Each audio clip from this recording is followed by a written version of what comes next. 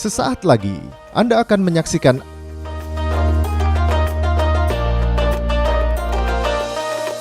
acara ini dipersembahkan oleh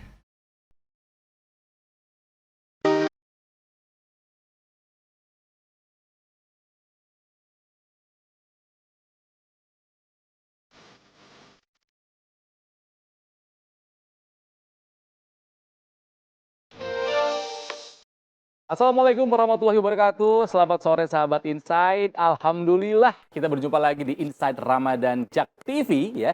Bersama saya Ronald Surapraja. Dan ini akan menjadi acara ngabuburit paling menyenangkan. Kenapa? 60 menit dapat ilmu, tiba-tiba waktu berbuka menjelang ya. Dan kali ini spesial karena program Insight Ramadan kali ini bersama Danone. Nah, sahabat Insight, ini bulan suci Ramadan sudah kita lalui ya. Saya mau tanya gimana puasanya, lancar atau enggak ya. Satu hal yang saya mau ingatkan kepada Anda adalah bagaimana caranya kita memilih asupan gizi supaya tubuh kita ini terus optimal dalam menjalankan aktivitas sehari-hari. Jangan sampai puasa menghalangi aktivitas. Nah, masalahnya gini, kebutuhan gizi tiap orang itu kadarnya berbeda-beda. Ini bisa tergantung usia, ya, jenis kelamin, tinggi badan, aktivitas fisik, kondisi kesehatan, dan faktor-faktor lainnya. Cuman prinsipnya kebutuhan gizi harian itu memang berpedoman kepada pola makan dengan gizi atau menu yang seimbang yang bisa memenuhi kebutuhan gizi. Ya, seperti ada karbohidratnya, proteinnya, lemaknya, vitaminnya, mineral, dan air. Nah, kita bisa memastikan pemenuhan nutrisi itu pada saat kita mengkonsumsi makanan dengan gizi yang seimbang pada saat sahur. Ya, termasuk dengan meminum susu. Ayo pada minum susu enggak ya? Dan memastikan bahwa air yang diminum oleh kita ini berasal dari sumber yang terpercaya. Dan ingat, pastikan airnya 100% murni dan 100% aman. Penting ini untuk kita bahas. Makanya sudah ada bersama saya dua sahabat saya, dua-duanya orang pintar, dua-duanya akan menjelaskan ya yang menjadi topik bahasan kita dengan mudah untuk dipahami. Yang pertama ada Dr. Dian Kusuma Dewi MGizi SPKKLP selaku dokter keluarga layanan primer dan praktisi gizi. Assalamualaikum, Dok. Waalaikumsalam. Panjang banget gelarnya. Hebat ini pasti orang pinter ini ya. Yang satunya lagi juga nggak kalah pinternya. Ganteng, ada Dr. Ray Wagyu Basrowi MKK selaku Medical Science Director dari Danone Indonesia. Apa kabar, Mas? Alhamdulillah sehat. Apa kabar, Mas Ronald? Ya, Pak. Sehat. Puasa lancar ya? Insya Nggak ada Allah. hambatan kan? Puasa emang nggak boleh jadi hambatan ya? Betul. Aktivitas harus jalan terus. Betul kan? Betul. Nah, ini buat kedua-duanya nih, ke Dr. Dian dulu nih ya. Makna bulan suci Ramadan buat Dr. Dian itu apa sih?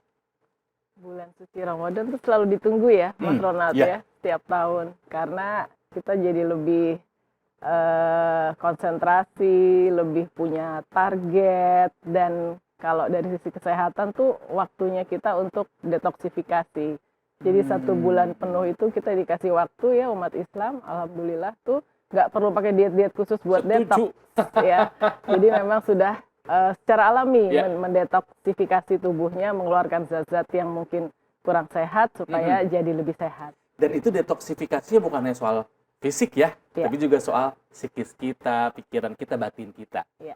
Wah, berarti emang bener ya kalau kita sampai ke ke bulan Ramadan selesai rindu dan berharap semoga berjumpa dengan Ramadan berikutnya. Gitu ya, Dok ya? Setuju. Nah, kalau dokter apa nih, Dokter Ray? Ya, kalau saya pastinya ini ya, kayak disiplin gitu. Jadi, terutama di makan dan minum. Kalau selama Iya. puasa kayaknya minum tuh kita benar-benar kejar target gitu. Iya, Jadi bener. hidrasi saya sendiri Iya, pribadi, iya, iya. selama puasa justru status hidrasi saya lebih bagus deh kayaknya, Dok. Karena benar-benar ngejar target untuk minum air mineral. Kalau lagi nggak puasa, itu kadang-kadang lewat aja. Minumnya Sambil aja kerja, deh gitu ya. Bener, ya. Iya juga ya. Ini nyambung soalnya tadi Dokter Dian bilang bulan puasa menjadi bulan yang konsentrasi untuk ibadah. Tapi di satu sisi gimana kita mau konsentrasi?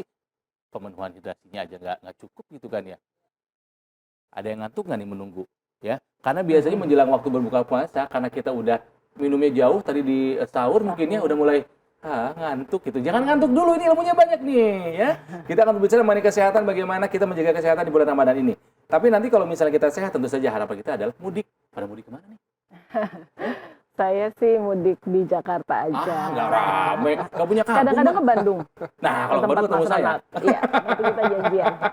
Kalau dokternya kemana? Saya insya Allah balik Manado.